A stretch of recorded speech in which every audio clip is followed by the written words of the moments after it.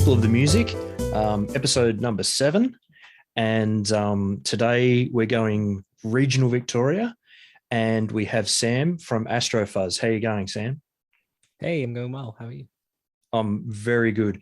I actually found my Pennywise that I was given for my birthday hiding before, so I thought I'd drag him up and he could look over my shoulder. So I'm feeling pretty good. Oh yeah. And you've got the classic pedals behind you, which is I've got the awesome too. plastic pedals pre-prepared. Yeah. Awesome. That's really cool. The first question I ask everybody is, I know who you are, but tell everyone in the interweb, who are you? What's your role in the band? What's the band? Up to you. Yeah, I'm Sam. I front Astrofuzz. I sing and play guitar. But yeah, we're a band from Victoria. We're mostly from Bendigo. A couple of our members are in Melbourne though. But yeah. So what would you say if you had to sum up the genre of Astrofuzz? We've kind of dabbled in a couple of genres, but we generally call ourselves occult doom. Some guy on the internet called us that, and we thought that fit. So we generally go by occult doom, but it borderlines on psychedelic at times. Yeah, absolutely. I was, like I was saying before we hit record, I was doing a little bit of research, and it was really interesting because, yeah, occult doom from Bendigo, Victoria was the tagline that I got, and I was like, wow, that's okay. So I started to do a bit more looking and stuff, and I was watching one of your gigs. I think it was at the Bendigo Hotel, not Bendigo, but the Bendigo Hotel. Yeah, Collingwood. Yeah, in Collingwood, and I got a really awesome psychedelic vibe from a couple of tracks. It was just really cool. So very much in there.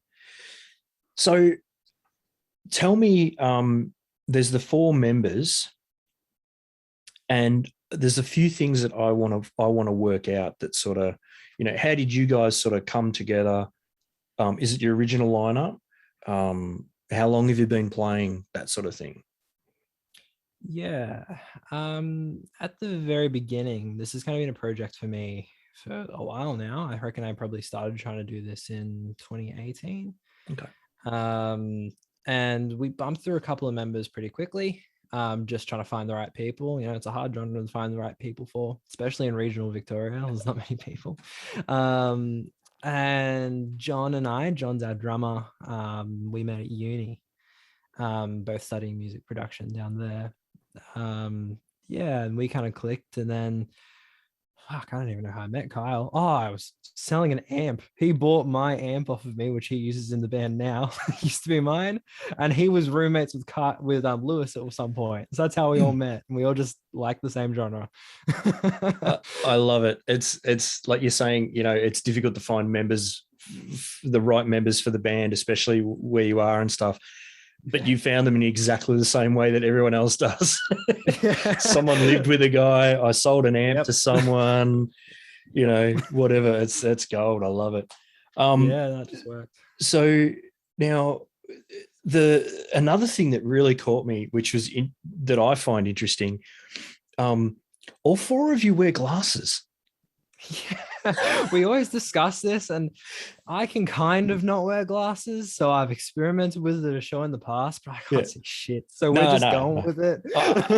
I'm the same. I'm not suggesting that any of you should not be able to see or you should wear contacts, but it was just so cool because I have to wear mine all the time, and you're on stage, and especially the type of music that we all play is this, we're getting into it, and fortunately for me, I've got a fat head, so my glasses stay on. But I'm looking and I'm watching you guys go at it, and I'm just thinking, holy shit, how are there not glasses just going everywhere? That's brilliant. It's like, you gaffer tape them at the back or something, or what? I reckon we just all have fat heads. We must all have really fat heads. Or small glasses, yeah. Or small glasses, yeah. All right. So if this was a project that you sort of gestated with you and you sort of got going, sort of what's the history there? Were you in other bands before that, and you kind of went, "This is the way I want to go," or did you just sort of fall into it, or what was the frame there? I was in a lot of really shitty punk bands and alternative rock bands and shit through my teenage years. Yep. And there used to be I guess you'd call it a dive bar in Bendigo around here. And just by coincidence, I met uh Tim Coots and stuff from Jack Harlan. Yep. Yep. Yeah, and Yep. I think that only just started Jack Harlan Dead Crows then. And I heard their music and I was like, fuck, this is cool. Wow.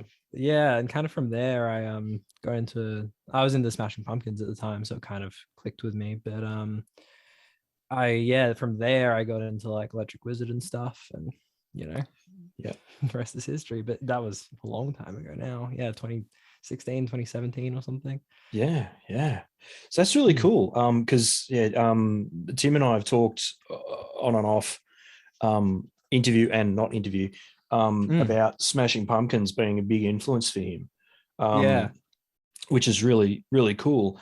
And so now you're saying that you were into Smashing Pumpkins, you've bumped into Tim, heard them play, and they've been an influence on you guys as well.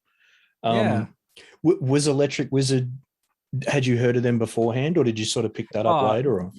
Yeah, no, I was listening to them a bit, and like obviously Sabbath and stuff. So like a lot of the roots were already there, but I guess that was when I kind of decided that like, maybe I want to play heavy music. Yeah. Yeah. Yeah. But yeah, I think Tim and I were both using ray guns on stage, like little toy ray guns. We both used to do that because that was a Smashing Pumpkins thing. Yeah. I think we did it on the same night on different stages, and I was like, hey, what are the chances of this? Brilliant. Me being like 16 at the time, somehow in a venue. It's country Victoria. I totally get that. I never drank in pubs before I was 18, ever. So yeah, you mentioned Sabbath and a few others there. Is there any others that sort of influenced you with this group? Like, you know? With me, it's mostly like Electric Wizard, Black Sabbath, Pumpkins, Windhand, that sort of stuff. But we all kind of, everyone in the band sort of has a different influence. Like John comes a lot from like King Gizzard and Lizard Wizard, stuff like that, Rush, that sort of stuff. Yeah. But also heavier stuff. Like Lewis is into like Russian circles and shit. So okay, and all that kind of comes into the music when we're writing riffs. We often have to be like, oh, that's too heavy, or oh, that's a bit too light when we're each coming up with different riffs. So yeah. So how does that work in your group? That like, do you have like one of you that sort of goes yes, no, or do you just sort of chat it out? Or I think we just chat it out mostly. When we're writing, we normally, we write our own stuff away and then bring it together in the group and say, hey, what do you think of this? And general consensus normally wins over it. Cool. Yeah. And do you often find that you'll mix up those things? Like one will bring 3 riffs and the other will bring 3, and you might meld a couple together Yeah, definitely. I think in most of our songs, well, the main songwriters are Lewis and I. But yeah, I think Lewis has written every bridge of every song we've done. I think every song we do, I reckon the bridge is generally one of Lewis's riffs. And, he's the bridge. Yeah, he pretty much is, because he's got those sick Russian circles sort of things, and heavier bong ripper sort of stuff. Yeah.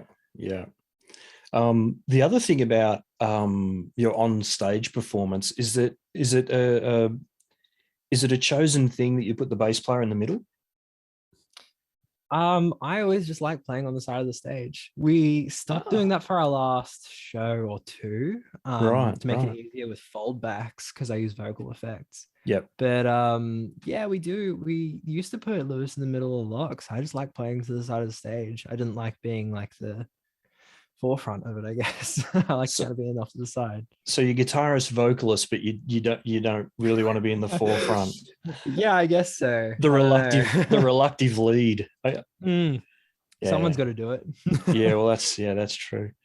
All right, so let's talk about maybe some of the gigs that you have played, and I want you to think about the venue, the band you've played with, the crowds, how much beer you'd had that night, whatever. What's been like a really great gig for you that you've played?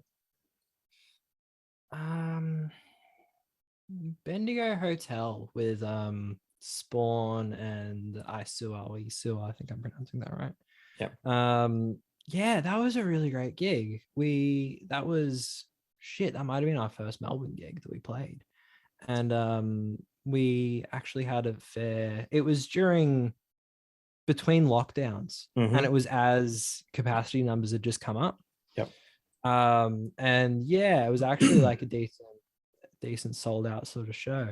Saying sold out shows during COVID is kind of hard because sold out can be 50 people, but it was actually a decent crowd. And those bands were really fun to play with because they were different enough from us that it was fun. Yeah. Who headlined that night? Was it Spawn? Spawn? Yeah. Spawn did. Yeah. So the three bands are different enough, but they're like cousins in the sounds, I think.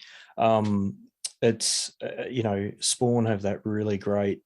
I was actually meant to be at that gig as a punter, and I couldn't make it for some reason. I can't remember what it was, and I was kind of pissed because it would have been an awesome gig to see. But so that was the first one you played at the Bendigo, was it? Yeah, it was the first we played at the Bendigo. Yeah. So was part of that because it was the Bendigo? Maybe. Yeah, I don't know. I had seen many gigs at the Bendigo before, and I'd always liked it as a venue. But yeah, I think it was my first time on stage there, and yeah, I don't know. And it was just sometimes the room feels right, and that night it just felt good, and I was like, yeah, this is great. Awesome. So now when I ask this question, it's around what's your favorite local band to see live. Because you physically live in regional Victoria, I'm going to ask you before I ask that question. I want to ask this question: what's the scene like for your genre of genre of music? In Bendigo, what's it? I mean, is there much? No, it's fucking terrible. No, it used to be okay when we had the dive bar I was talking about, which was Music Man. Yep. It used to be all right. It would bring some heavier bands, and heavier bands could get a start. But now, like, you got to play in the fucking pub. And it's no good. So I think we've maybe got 3 or 4 heavy bands that I can think of that are in like the stonery sort of genre. Yep. But yeah, there's not a whole lot of it. And so those 3 or 4 bands are vying for a smaller number of slots because of the type of music? Yeah, definitely. Because of the type of music and trying to get punters for that kind of music in this town is insanely hard. Like, no matter how hard you push, it's just there's not that many people around, especially that are into the genre. Okay. Yeah, so it's a little tricky, but yeah, we definitely feel more at home in Melbourne despite this being our hometown. And it's not that far to travel, I guess. No, 2 hours. Yeah. So okay, then, so when I say local, let's just say Victoria. Okay, that makes it easier. Yeah. Who is like your current, and I say current because this changes all the time, for everybody. What's your favorite this? What's your favorite that? What's a band that you like to go and see? I'm gonna sound like a kiss ass here because I've already mentioned Jack Harlan, but I think I've been to like a majority of Jack Harlan shows that have been in Victoria. I just love those guys. Yeah, probably those guys. They're just good dudes as well. Yeah, they're okay. And the rest of the band makes Tim look great. Really, that's I was meant to say Ocean Lord, wasn't I? No. I've actually been told off. In the first couple of interviews, I said to people, "You don't have to say Ocean Lord." And Pete from Ocean Lord said, "Stop saying our band. Stop saying it. You're setting it up." I'm like, okay, so no more. But no, definitely, when we do play, I'd love to see you come to one of ours, and absolutely I'll get along to one of yours, because I missed that one. Mm. So the perfect gig lineup for you, if we were to say, let's say Australian bands, That's hard. but one of those bands is going to be Astrofuzz. That's So, harder. so, so give me a couple of other bands that you'd like to play with. So it's not about you going to see the bands; it's about you playing a gig. Who would you really like to play a gig with? At whatever venue. Yeah. I wanted to play with Droid for a long time, and we've never really connected. Yeah, I really want to play with Droid. Possibly Potion or maybe Drug Cult. Yeah. Some of those bands that they don't get down to Victoria very often. But yeah, definitely one of those guys. I was listening to those guys a couple of years ago, and I've listened to them ever since. And yeah, I've just always been hanging out to see them in Victoria, and they never seem to come. So yeah, probably one of those guys. it might be a little while before that happens, unfortunately. Yeah, definitely. Or we can go to where they are, that kind of thing. Awesome. Who would headline in that case? Probably Potion, if we're talking about how big of a band they are. Yeah, we'd probably be opening the night. But yeah, and that would probably be Potion, Drug Cult, and then us. It's funny, but this is something that I've been picking up through talking to people in our genre of music, not film, on and off interview, is that I find that when you're in a when I say classic rock band or a band like that, everyone's vying to headline. Yeah. And I find this genre is very much, we're just happy to play. We're happy to go. We're happy to go first. We're happy to go second, third, whatever. I think there's just a better sense of it doesn't really matter. It's community. It's just we're all here having fun. We like the music, whatever. And yeah, I find that's. Do you think that's the case in your experience?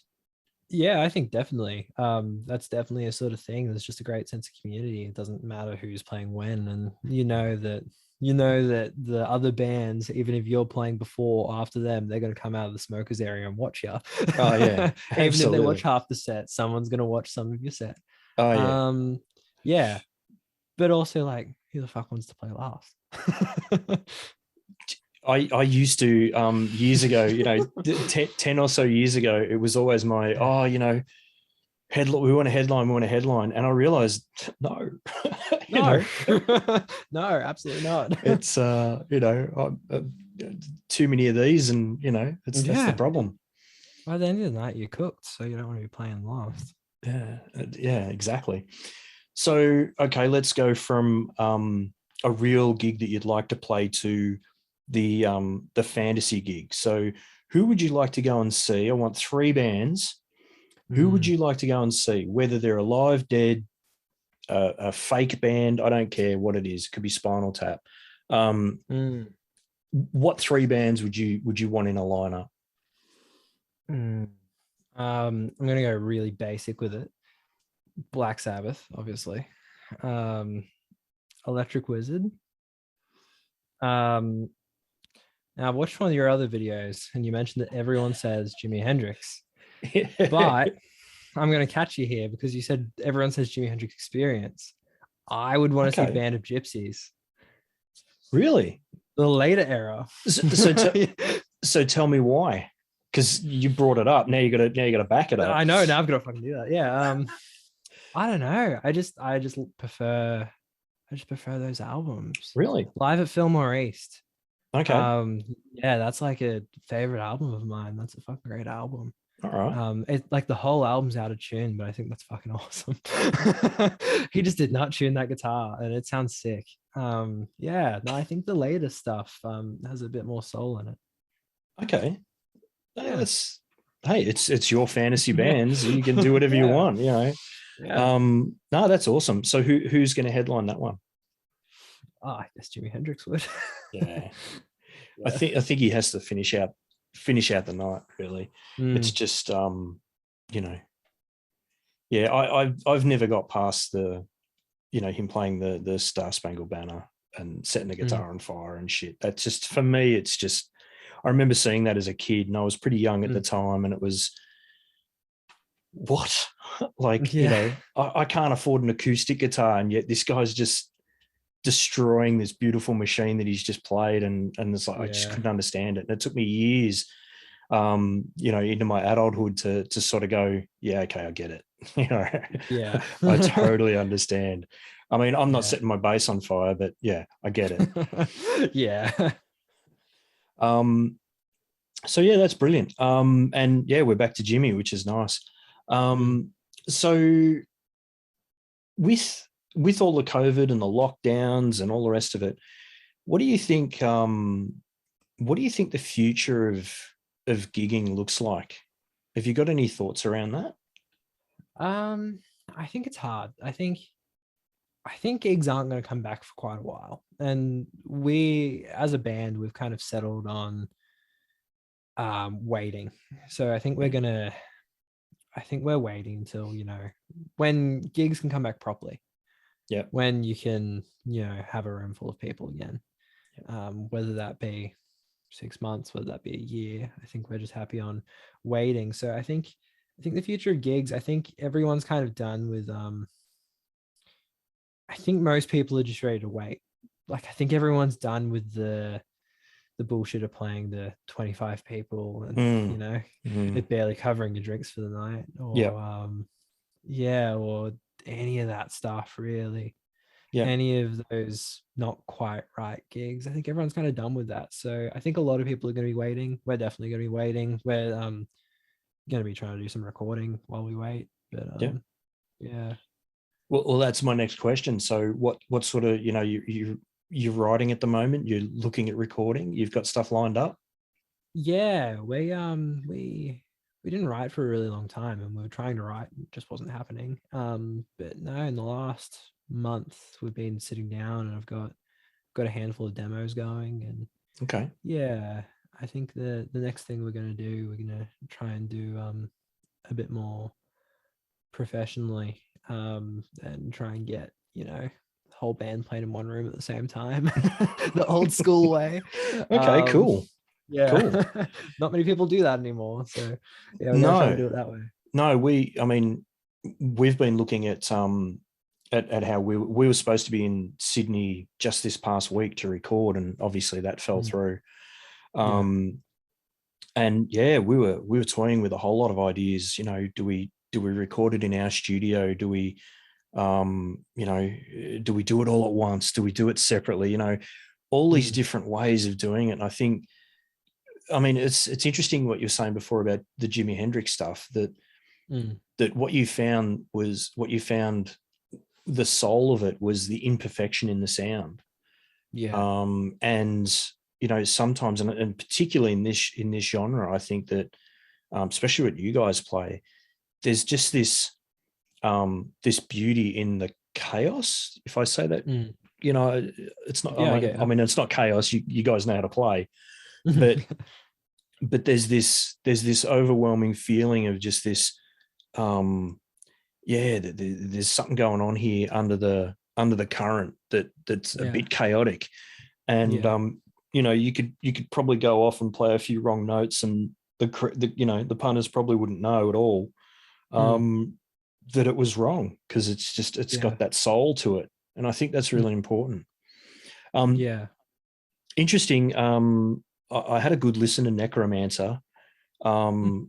over the week, which I just got to point out to people, they are charging $6.66 for Necromancer, which to yeah, me, I don't normally look at the price of them when I'm going through stuff, and it just caught my eye, and I went, oh, funny, I like it. yeah, Um, well worth more than $6.66, I can tell you that. Really good shit, really good shit. I Um, appreciate that. but the 666 got me, in a big way. Uh, it's the little things, Yeah. But so I guess the other thing that stood out for me is the long winding solos that I encountered in there. Yeah. And it's and I'll make my notes here, and I didn't want to write long-winded because they're not long-winded. They're long winding solos. It's, to me, it's this feeling of sort of being taken down a pathway a little bit. Yeah. And you get a lot of bands will just chuck a solo in because people expect a solo. Mm. What's the theory with your, do you have a thought on the solos? Do you construct them in a particular way, or do you just go, this is what it feels like and that's what I'm going to do? Yeah, I think it's mostly just what it feels like to me. I think a lot of it's just from my influences, Yeah. Hendrix and Corgan and stuff. And um, when I was recording that album, I was playing a Strat and stuff, so it's just kind of comes naturally. It comes naturally to do that sort of Billy Corgan-y thing. Yeah. And yeah, I think Doom in general just normally has shit solos. Not saying that ours aren't shit, but yeah, I didn't want to just chuck three notes with a bunch of reverb on it like everyone seems to do. Yeah. I didn't really want to do that, and I wanted to bring some of the psychedelic side back into it Yeah. with the guitar. Yeah. Very nice. No, I like it. So speaking of which, you've got your pedal board behind you. Do you want to? Well, what's the guitar you're using at the moment for Um, Astrofuzz? yeah, I was saying I used to use a part Strat that was just bits and pieces, but Mm-hmm. I started using a Yamaha Studio Lord, which is like a Les Paul. Mm-hmm. Um, yeah, and I was using that a lot and kind of fell in love with that. I've always loved Yamaha guitars. And lately I picked up a couple of Yamaha SGs, which Kyle often used, and I fell in love with his and had to get some of my own. So I've been using the Yamaha the SG guitars lately, and yeah, they Mm-hmm. sound great. That's all of the demos and stuff I've been working on. They're just kind of brought a new life into the band. It sounded awesome. Nice, nice. Hmm. So what's your you've got a stack of pedals there. Too What's many. your what's your kind of your keystone pedal? um,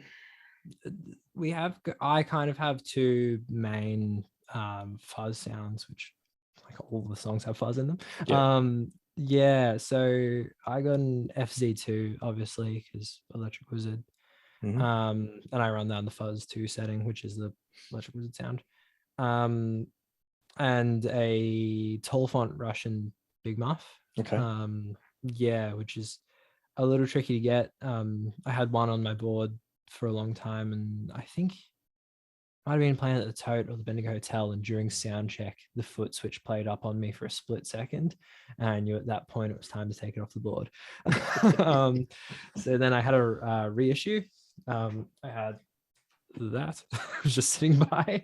Yeah. I had that on the board for a little while, but I don't think it sounds quite the same. So I picked up a another tall font pretty cheap, just to bastardize because I didn't want to bastardize my original one. So now it's I've bastardized the switch in it to be true bypass. Probably made a lot of people really sad. Eh, only if you tell It them, which was, you it just was. did. Yeah, I've just told them I've desecrated a pedal. Yeah. Dude, no. Look, I love a little bit of tinkering with pedals and stuff, and I've got a couple of pedals that I've done some mods to, and one in particular is the classic Boss Distortion, Mm, because you can do some amazing mods with them, and it goes yeah. from being a really good pedal to holy shit, what was that? Yeah.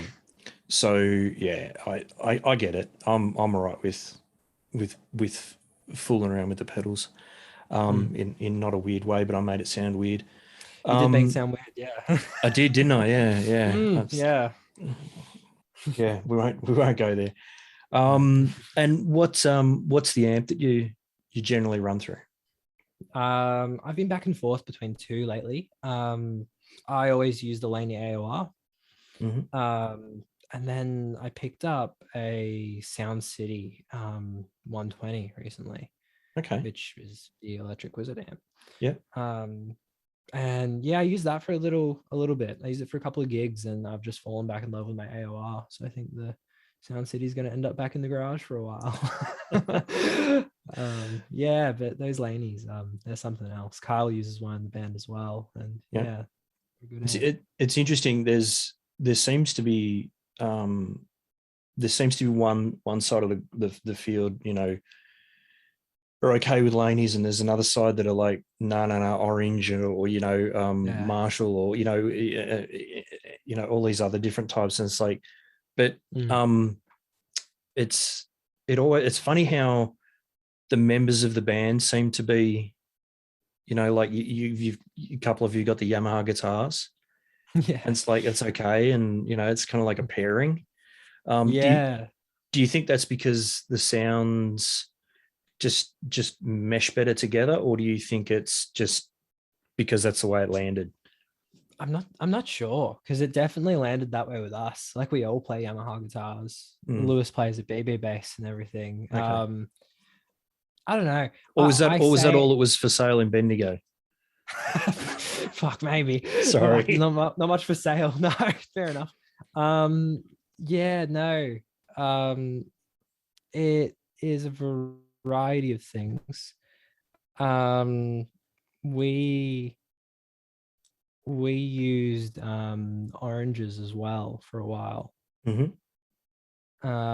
Yeah, so we used orange as well for a little bit. And Kyle had a Rocoverb. That was the amp that he bought off of me.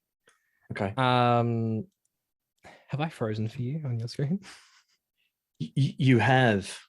I have as well on mine. We'll I see if that. I Let thought me for a fix second. this. I thought for a second I'll let it go and it'll drop back out.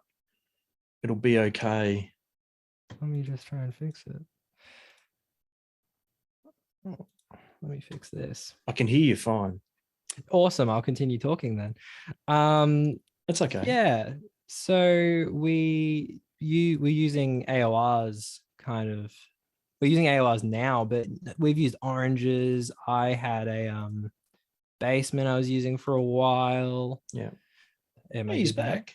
Hey, He's I'm kind of back. laggy, but I'm back. That's all right. Yeah, no, Sound Cities. So we kind of don't just use Laney, PVs and stuff. We're just all Yeah. kind of gear snobs, I guess. We just like certain gear and bring Yeah, it yeah. in, and And yeah, just accumulate it. yeah, we just Yeah. hoard it. It's Yeah. full on. I think it's a hoarding kind of job. It It's one of definitely those is. things. One of those things. Um, so in regards to your music, I've got links to every. Well, you've got a fantastic links page of your own. So what I'm going to do is down there in the YouTube thing, I'm going to put your link page so that everyone can get a hold of that. Check out your stuff. What I do want to grab from you is I ask everyone that I interview to add a song to my Spotify playlist. So everyone picks their own songs. So I want one of your songs Okay. in my playlist. So have you had to think about that? I guess just Chuck Dracula Lives Up. That's kind of the main song we push on the album, I guess. It's the first track. So Yeah. And it's well worth it. I'm kind of glad you said that. Horror was the other one I was hoping for. yeah, okay. What is it? Horror Horror from Space. from Yeah. Space. That's it. Sorry, had a mental blank. That's okay. Which kind of fits well with my Pennywise, I It guess. does. But yeah, Yeah. those two tracks I really fell in love with. They're very good. And it's interesting too because listening to it on Spotify and Bandcamp and stuff, and then seeing the footage on YouTube of you guys actually playing it live is pretty awesome. Dracula Lives yeah, it's like, holy shit, this is, you know, this is the way it should be played. It's very good. Thanks. Very good. Yeah, thank you. Awesome. So, like I said, I'll put the link down there. We'll throw Dracula Lives on the playlist. Mm. Look, it's been great to talk with you, Sam. Thank you very much for coming along tonight. And hopefully, when everything clears out, we'll be able to have a beer at the Bendigo and watch either one of our bands play. Yeah, definitely. No, that sounds good. Awesome, man. Can't Thanks wait for for it. coming. Thanks, mate. See ya.